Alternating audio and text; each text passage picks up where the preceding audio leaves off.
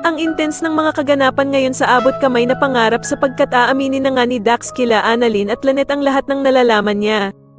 Dito nga matapos mailigtas ni Annalyn ang buhay ni Dax ay makokonsensya nga ito at bilang pasasalamat ay sasabihin na niya ang mga sikretong nalalaman niya at ang mga kasabwat niya. Samantala ay hindi na nga mapakali itong si Moira at pupuntahan pa nga niya si Ninang para sabihin na dodoblehin niya ang kanyang bayad basta't masiguro nga lang ang pagkamatay ng star witness niyang si Dax. Dito nga ay magkakaharap na sila Dax at ang hitman ni Ninang kaya naman ay gagawin niyang panangga si Annalyn at kakalad-ka-rin niya nga ito palayo. Subalit hindi naman makakapayag ang hitman na makalayo itong si Dax kaya naman ay agad niya nga itong babarilin sa kanyang paa.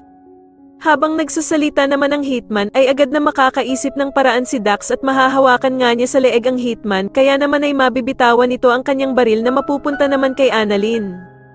Agad namang pupulutin ni Annalyn ang baril ng hitman at itututok nga ito sa kanila, subalit kabado nga ito dahil sa hindi naman siya sanay na hawakan ang baril na ito. Kaya naman ay sisigawan siya ni Dax na kailangan niya nga daw tapusin ng gunman dahil kapag hindi niya nga daw ito binaril, ay siya ang tatapusin ng hitman na siguradong ikakalaya ni Moira sa kulungan. Sa kabilang banda naman ay galit na susugudan nila Aling Susan at Josa sa kulungan itong si Moira upang kamprontahin ito dahil sa ginawa niyang ang pag-utos sa hitman na patayin si Dax kasama ang mag-inang Annalyn at Lynette. Sobrang ikakagulat naman ni Moira ang gagawing pagsampal ng napakalakas sa kanya ni Aling Susan at magmamang-maangan pa nga ito sa kanyang ginawang pag-utos sa hitman.